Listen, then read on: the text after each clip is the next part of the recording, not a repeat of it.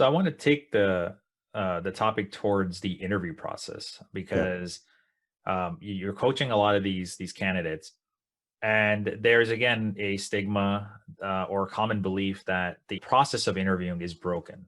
Yep.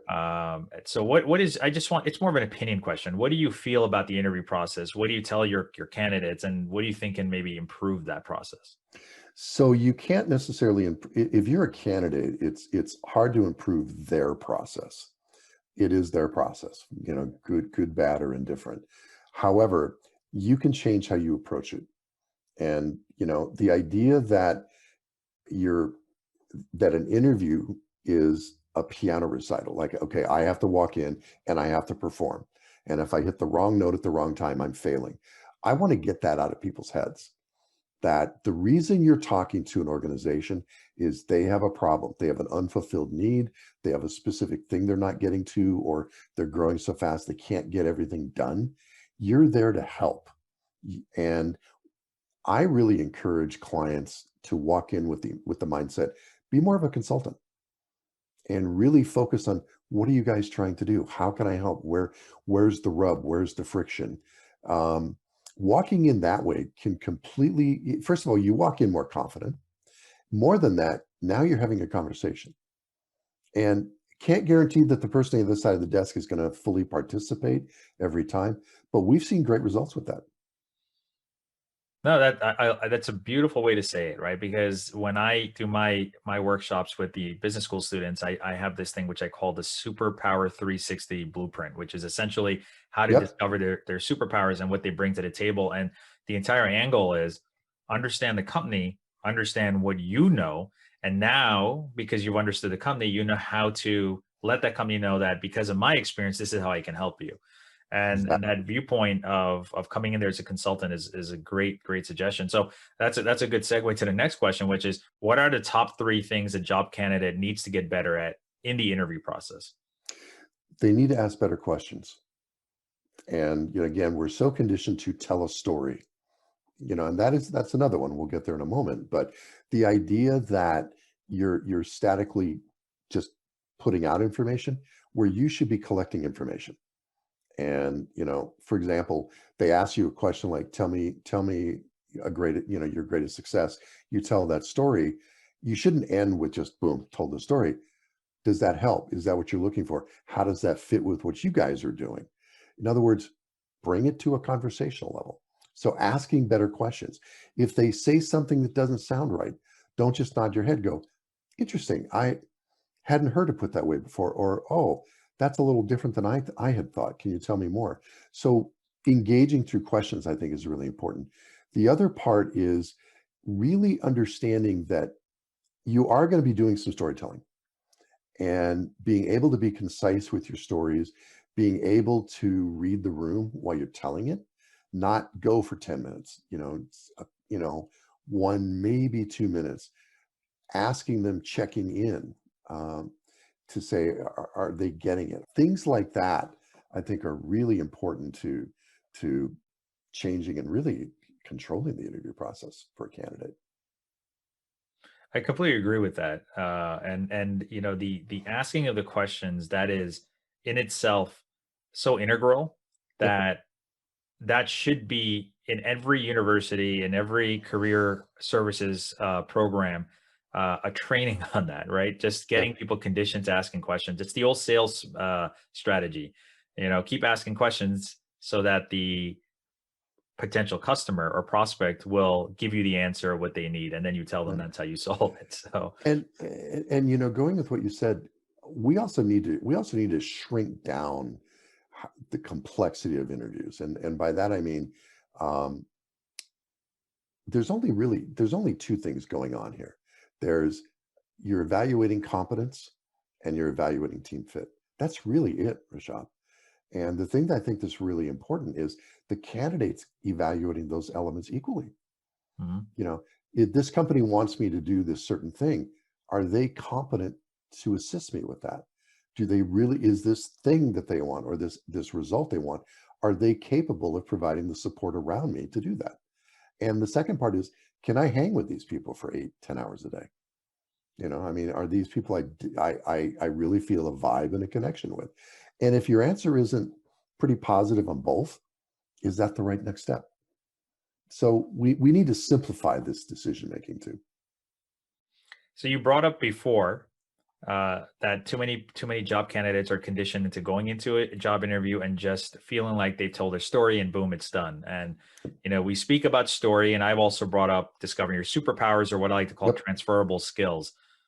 So what advice do you have for candidates in identifying their transferable skills, articulating it, and telling that story, their brand story? Well, I think it hones around the job description. And it's a great question you're asking. And the job description really, if done well, and I'm a longtime recruiter, so some of them aren't as strong as others, but you're really trying to hone in on, okay, usually you have about 8 bullets, and it's usually the top three, four, maybe five that are the core. And so as a candidate, your job throughout the process, not just in the interview, but before, during, and after, is to go, okay, how valid are these? How important are these? How are you guys ranking these? And let me talk about, okay, so the top three things are X, Y, and Z. I've done X and Y, and here's how I did them. Does that match up with what your needs are? Z, I haven't done. However, here's the process I follow with Z, because I've done many parts of it. So the idea of really honing in on what is the core of this, and how much of what I've done, either I've done directly or I have a well-mapped process to do it. Does that make sense? It makes perfect sense. How can job candidates take that and then develop their brand, right? Essentially, we say their story, but I think Yep. these days everyone is kind of having some type of aura around them. Like, who are they? Yeah. And so, what do you teach job candidates around that side? But almost the first thing we do is a brand statement. And you honing in on this is really important. And you know this from your work, that the ability to explain who you are, whether it's in a formal job interview, whether it's in an email to somebody, or just a casual conversation, is critical. And your brand statement is going to be based a little bit on what the market needs are, what do you want to do with those, and what are you good at. So it's this, it's you're going to do a little bit of research and learning to really build your brand statement. But the idea is, I don't want, as a recruiter, a brand statement say, I have 18 years of this, then I did this, then I did this. I can read that. I want to understand, what are the underlying skills you have, the wins you've had, and the stuff that you want to do that's going to help my organization. Does that answer your question? Is that Absolutely, yeah, it yeah? does. I think there's also sometimes I've heard this before, and maybe you can speak real quickly on this, but sometimes people feel they have to get very personal in their story to Mhm. relate and connect on the human to human side of a interviewer. What do you feel about that? Do you think it's more read the room, or do you feel that should always be part of a story? I think it's a great question. So there is read the room. Are you feeling a connection that you want to? I would add elements of your personal life that reinforce your core message.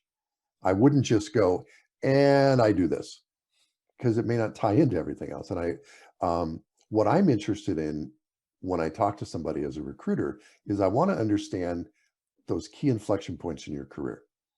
Why did you go from this to this? That's a really interesting step. Tell me about that. Yeah. That's the stuff I want to find out about. Now, you're not going to cover all this in a single brand statement, but if for example, you're emphasizing, what, I love trying new things, and I've made some interesting pivots in my career because I saw growth and potential. And it's funny, what, I find that that's how I got involved in playing the sport. It was new to me, and I went out and I really enjoyed it. That's a great addition. But if you just simply plopped it in the middle of a story without any connection and structure, it's TMI. It's too much information. Thank you for that. So I'm going to leave you off of this question, Mike. A lot of the people that I target are entrepreneurs as well, Mhm. and many entrepreneurs who have, whether they've successfully exited their company or unfortunately their company went under, are potentially returning back to the job market. Mhm. And because of that gap or hiatus from previously working into corporate America or industry, I would say they find difficulty in finding a job. So, what advice do you have for those specific types of job candidates? You know, the ones that have been away from industry and are trying to make their way back. I've done it, and directly. I ran a company. I left after 5 years and re-entered, and I understand the nervousness. What I would say is, anybody who has run a business, no matter what the outcome of that business, you have learned tremendous things. That knowledge you've gained is transferable, particularly if you can talk about, okay, this is what I've learned. These are the processes I set up. Do these processes help the organization I'm going in? These are the knowledge areas that I've become really good at. Can I help in those places? Is what I learned around marketing helpful? Is what I've learned around operations helpful? Finance, whatever the case, you have the range of what you've done as an entrepreneur does translate back into an organization. The problem is we try to shoehorn ourselves. When if you walk in with more of a consultative approach, going, hey, what are the bigger problems you guys are facing? That you're not walking in going, let me just apply for jobs and cross my fingers. Start talking to people, even if the organizations you're interested in don't even have a role. I have countless stories of people doing that because you've solved so many different problems as an entrepreneur. You can help organizations in a lot of ways. Go find their problems. Don't find a role. Does that make sense? It does. It completely does make sense. And one thing I want to leave off also with is that during this entire interview, we talked specifically about job candidates that have made it to the interview process, right? To the interview Hmm. rounds. And where you're giving advice on how they can be better candidates during that process. But there is also another step before that, which is to get to the interview. Yep, We don't have to talk about it today, but I'm just curious, do you also teach these students how to network? Because we know absolutely. that the application process is not the ideal way most people get jobs, right? It's not the best way. Most people get jobs through networking or talking to other people. So, do you do that as well? Do you teach anybody Oh, who's ever interested in working with you? it's a massive part of my role. It's a massive part of my work, and it's um, really explaining to people that there's three outreach methods. There's check-in, people you know well and how you check in with them. There's exploration. There may not be even be a job, but what the other person has done is interesting, their journey, or the company they're in, or even the industry. And then there's a job specific reach out. They're all similar, but there's nuances to each one. And our goal in JSAG and in our book and in my coaching has really been around, how do you do this effectively? And that's one of the key things is people who have done this effectively start to find out they don't have to do as many applications as Hmm. before, because and you sustain this network. The network sustains your career. I mean, and you've seen this. I know you've seen this. Um, there's such a correlation between dialogue to opportunity that it's such an opportunity that many people don't dive into. Absolutely. No, I appreciate that. And I've been in those shoes too. When I Yeah. was graduating my MBA program, I I left I left an entrepreneurial endeavor, went into my Yep. MBA program, and I was thinking of go back into industry. But in order for me to get in, I had to network because I was an Yep. entrepreneur. I had a essentially not a linear career progression resume, right? I had a Right. very entrepreneurial resume, so I had to connect with people, speak the language of business, relate with them, for them to basically say, "Hey, we're going to put your resume." And so I agree with you on specifically how people should go about it. And I like those three categories that you were talking about. Those are very important skill sets for people to develop. So I appreciate you saying that. Well, and they take what you've done. Don't mean to cut you off, but No, no, not at all. you take the ability to speak the language of business with a structure like this. That's powerful. Hmm. So, and I 100%. think that, yeah, that's where your ad is significant in all this. So thank you, Mike.